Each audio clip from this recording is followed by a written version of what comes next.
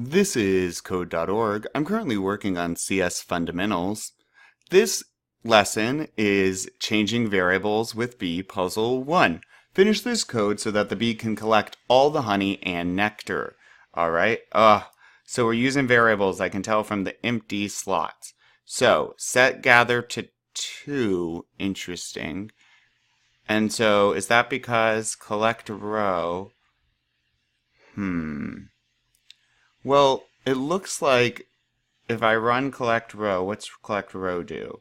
I'm going to repeat 2 times. Here, let's start putting gather in. So variables, gathers my variable once, and all of these slots.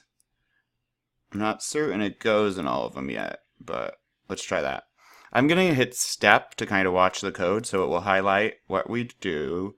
And so it set gather to 2, and then we dove right into repeat gather, right? Set gather to 2, repeat 2 times, collect row, zoop, and I move forward by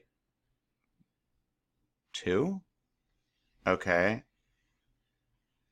Now I should repeat gather, do get nectar.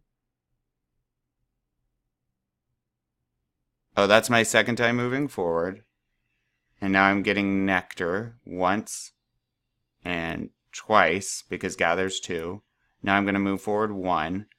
And now what I'm about to do I should do twice because gathers 2. Once, twice, and then I should turn left. And then I'm going to, because we're running this, repeat gather twice. So now I'm moving forward, getting the nectar, move forward, and now I'll get honey twice. Then I turn left. Okay. So let's do, I don't want to repeat it 2 times. There's 3 sides. Everything else looks good. So is the, here it is. But up, and then 3. Let's give this a shot.